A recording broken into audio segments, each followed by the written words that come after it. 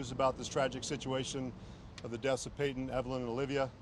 And today I stand before you again with news that we have received our DNA results back from the Washington State Patrol's crime lab from the items that were recovered last week. That would be the clothing and also the human remains. We are glad to say that those remains do come back as a positive match for Travis Decker, Sheriff's Office, all of our federal partners, that we can finally bring a close to this dark chapter of Chelan County.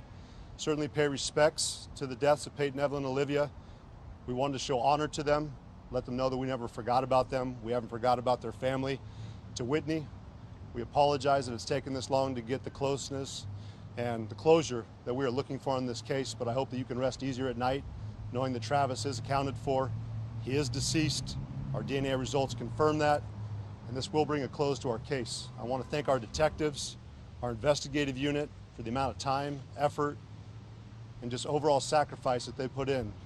They never relented on this case. They remained focused, and they made sure that, number one, justice was served, and most importantly, the law prevailed in this situation. We appreciate all of our federal partners, the FBI, the U.S. Forest Service, the U.S. Marshals Service will come up and talk after me, and then we'll take questions after that.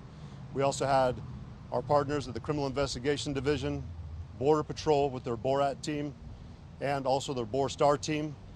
We couldn't have done this by ourselves. We're a medium-sized agency, as I've said throughout this process. We appreciate our federal partners standing up alongside of us, assisting us. We appreciate the Washington State Patrol. Specifically, I'd like to give thanks to operational psychologist Stacy Gutchett and her work and her forensics analysis of Mr. Decker that assisted us in our fourth search, pointed us in the direction of Grindstone Mountain, an area of interest that we wanted to search, and her insight and guidance led us to an important area to search where we did eventually locate Mr. Decker. Again, we couldn't have done this by ourselves. I want to thank the King County Sheriff's Office, the Snohomish County Sheriff's Office, the Spokane County Sheriff's Office for also coming alongside of us, allocating their air assets to us. We could not have done it by ourselves if we had not had the rappelling capabilities that we had from the helicopters. Again, we would have struggled. They would have taken months longer, and we're thankful for that. But most importantly, to our community, thank you. Thank you for supporting us, being patient. We wanted this wrapped up within the first couple days. We knew it took months. We knew that you sat on edge as we were also stressed out about this situation. But again, you never wavered your support from us. We're grateful for that. We haven't forgot it, and we hope that you can also rest easy at night knowing that Mr. Decker is accounted for. Unfortunately, he's deceased. To his family, my condolences to you. I understand this could be your brother, your son, your family member. We never wanted any harm to come to him, but unfortunately the circumstances are what they are. He succumbed to whatever injuries those were. We're going to hear back from our coroner's office, the medical examiner, if they're able to get a cause of death or a time of death. But we appreciate them also working with us, working closely with us, and also being respectful of those remains as we found them. We will hand them back over to his family when the time is appropriate. But we just thank everyone that has come alongside the Chelan County Sheriff's Office, the media, who's also been here assisting us as we've kept Mr. Decker's face out there in public. I know at times a lot of the citizens, not only here in Washington State, but nationally, were wondering when are we going to get closure to this case. Again, we needed the media to do this. We needed them to keep their face out there so we could have Travis, if he was out beyond our borders, at least under some pressure. But again, fate had what it was. We were able to locate him, and again, we appreciate it. I'm going to let the U.S. Marshals Service also present. They've been alongside us from day one. We appreciate that partnership, the resources, the finances they put into this. We couldn't have done it without them. Same with the FBI, but the Marshals Service really took on a heavy burden for us, overseeing the search efforts, while our detective investigative units went and focused primarily on the investigation, knowing that we were getting ready for a criminal trial. This was a triple homicide. We never lost sight of that. This was also a kidnapping. We never lost sight of that. Before I conclude, though, I also want to make sure that I pay thanks specifically to the Wenatchee Police Department, Detective Hewitt. If it had not been for his tireless effort, the days coming up to Monday when we jumped into this investigation, we would have had 2,900 square miles that we've had to search without any real guidance. His efforts, the Wenatchee Police Department, their investigative unit, certainly gave us a leg up to be able to track them down, get to the site quickly. We thank Deputy Mike McLeod for his quick work in finding that campsite. But again, not only nationally with our federal partners, state partners, but regionally, we had help with the Douglas County Sheriff's Office, East Wenatchee Police Department, Wenatchee Police Department. But specifically, I want to make sure that Detective Hewitt was recognized for his efforts, his work. He certainly gave us everything we needed to jump into this investigation and get there quickly. And they continue to stay beside us, talking with Whitney and the family, making sure that they were talking with them as we were focusing on the investigation. So I just want to make sure I said thank you to them as well. I'll let the Marshal's Office speak, and then after that, we'll take any questions you have. Thank you. Thank you, Sheriff. Jerome Brown with the Marshals Service. I'm based out of Spokane, Washington. I'm the supervisor for the task force. The first time I spoke before this podium, I promised you that we would not stop until we found the fugitive. My job and my team's job is to find the fugitives using the Rapid Advancing Manhunt Program, which we did, along with the help from the partners that was mentioned from the sheriff already. There's numerous to mention. I'm not going to go over the list again, but without the community, which is what this truly is about, law enforcement community, family community, community members that are out here present, without all of you, we could not have done this. This is a team, truly team, family endeavor.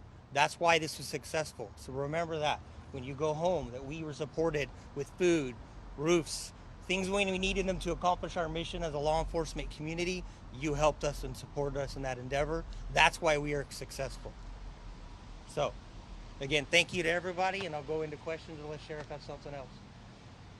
Sheriff, are you able to talk a little bit, if at all, I know it's very early, about how he died or when he died? We're going to leave it up to the coroner's office. Coroner Harris has already confirmed that they're doing the best they can with their medical partners to determine if they can determine a cause of death and also how long he had been deceased when he was out there. Again, we understand that process takes time. We did not get full remains. We have gotten majority of the remains back. But again, that's a process, and we're hoping that they are able to determine that because we know that's something the community wanted to know. But as of now, we don't have those answers. Sheriff, were there any clues to try to figure out whether he had been on the run all this time or if he went straight to Grindstone Mountain?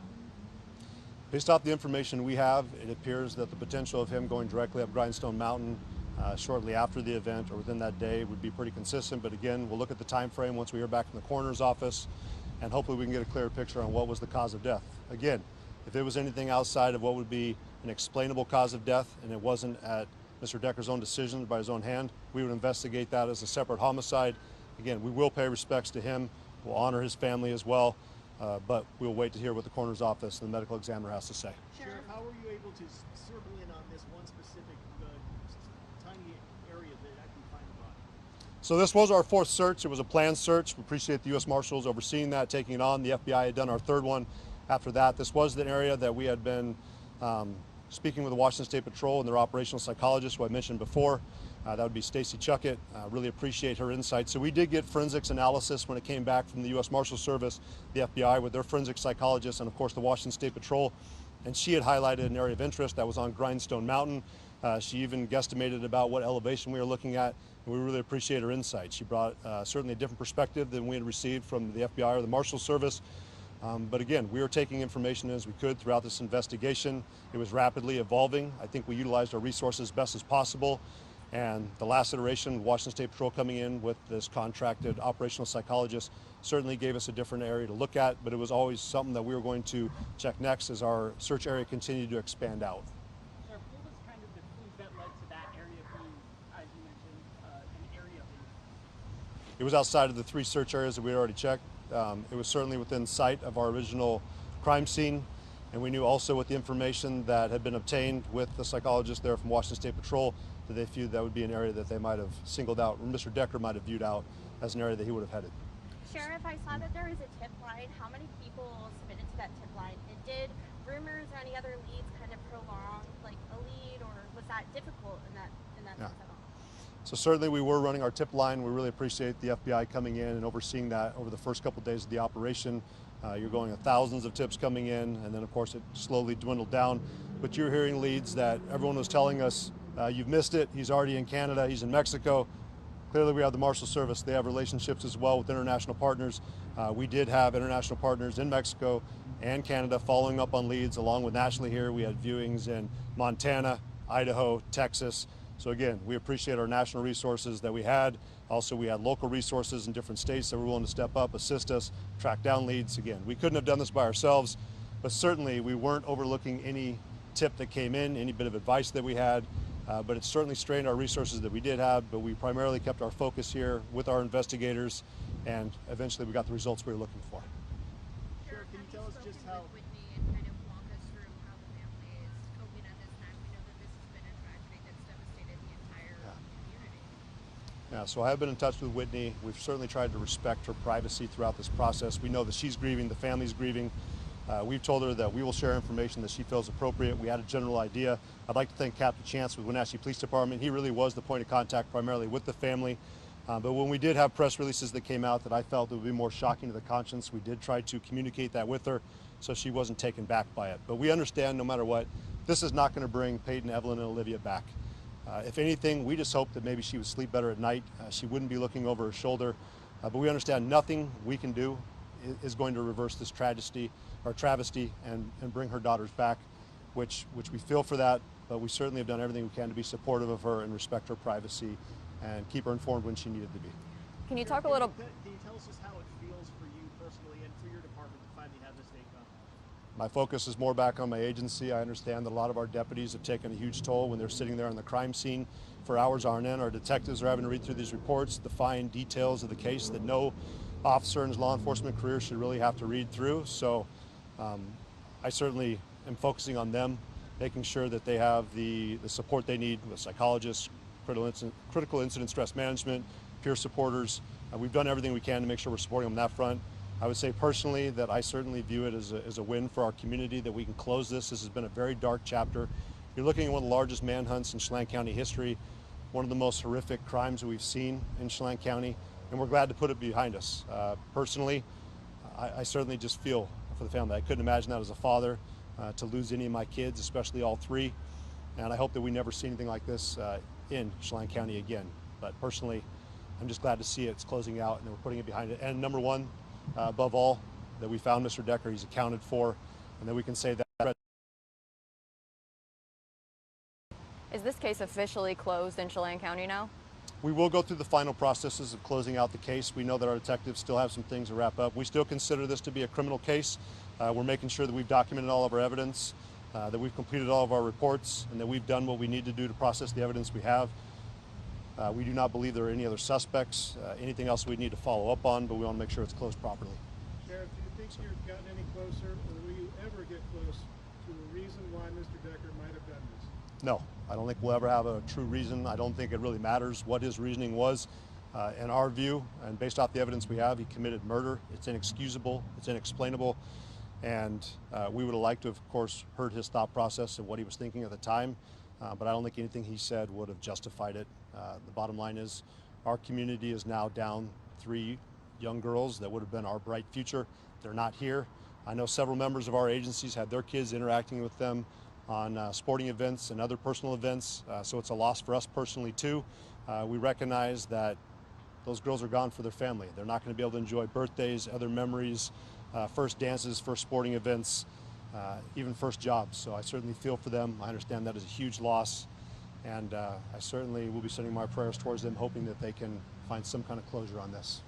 Can you speak to the state of the remains? You touched on this a little bit last week, but did the crime lab give any indication about why it may have been particularly difficult to test any of these samples? Was it the state of the remains, or? No, I would say the biggest challenge to the results was me, personally. I requested more than they're used to. I appreciate Chief Batiste and his team being flexible and willing to adjust. I did not want to take any chance of just coming back with samples from the clothing. I wanted samples from the remains that were also located there. I know this was an unusual request for the State Patrol. I appreciate them humoring me on this, but we also want to make sure we shut down conspiracy theories. Mr. Decker did not bring anyone else up there and leave the remains behind. This is Mr. Decker's remains. The clothing matches, the remains match. That is the end of the conversation. This is why we asked them to take their time, test more samples. And again, I have to follow the lead that our detectives did. They have been thorough, by the book, and have not rushed any process through this. So when we're making this request to the Washington State Patrol, I understand that it took more time, but I certainly have to follow our investigators' leads and say, go the extra mile, don't rush this investigation, and make sure it's closed out properly. I think we did that. Though it was frustrating to our community, I understand that, and to others, the Sheriff's Office did exactly what it was supposed to do. Is there any specific estimate of how many personnel across all the agencies worked together throughout this entire process? I would say hundreds. In the search alone that the FBI coordinated, we were over 100 personnel that were on the ground searching, in addition to the amount of money that each agency has contributed. Had the Chelan County Sheriff's Office and the Chelan County government itself had to absorb the cost of this, it would have bankrupted our county. So thank you to the FBI, thank you to the U.S. Forest Service, thank you to Border Patrol, thank you to the Marshals, thank you to every single municipality and county agency that came out, contributed funds. Again, we couldn't have done this by ourselves, and I've heard you've spent a lot of money. I guarantee if it was your kids, you would ask me to spend the same amount of money. So if I had to do it over again, we'd do it exactly the same way to ensure that justice was served and, again, that the law prevailed. Is this the largest manhunt we've seen in the nation? I'm not sure on the nation. I certainly have our subject matter expert here, but for Chelan County, this certainly takes the largest manhunt that I think we've ever seen, that we've ever heard of. And we did talk to former members of our agency, but I don't think we've ever seen anything like this before. Sheriff, is there a timeline from the coroner's office as to when they may have some more definitive results as to a cause and manner? They said it could take months. I'm not the subject matter expert in here, but I know that Coroner Harris was open to have any questions on that front to be redirected back over towards him. Certainly someone I would trust his opinion. He's done an excellent job for not only the industry, but our county for several years. We're going to miss him, but I know we've got a good candidate coming up behind him with Deputy Earl Crow that's going to be taking that position potentially. So we've got good people in there. I know they'll get the results when they get them. Anything else from anybody? Thank you for your hard work, Sheriff. Well, it was definitely a group effort. The Sheriff's Office didn't do this by ourselves. I know I get to stand up here and take some credit, but we didn't do this by ourselves. It certainly was a group effort. The Marshals Service was key. Again, they took on the workload that was this manhunt. The FBI was certainly pulling every string they could behind the scenes, getting additional resources. If we hadn't got the additional funding for that third search, I get that we didn't get the results we wanted to, but we certainly did everything and we're showing that we weren't willing to give up. We were going to continue to do what we need to do, but we're just appreciative for all of our partners that came alongside us. And most importantly, and I want to say this too, like our deputies stepped up every single day while we were out here taking on fires, as we're seeing here. The 365-day, 24/7 coverage that we provided was still being taken care of. You've seen our deputies at work handling other cases, and I appreciate them too. They've done a lot of personal sacrifice, and we continue to be here and support them, just appreciative of their efforts. I appreciate it. Thank you. Appreciate you coming, and thank you for being supportive of us during this time. We're looking forward to closing this case out. And to Whitney, certainly hope you know that we never gave up, and Peyton, Evelyn, Olivia, their memories will live on forever. Thank you. Thank you, Sheriff.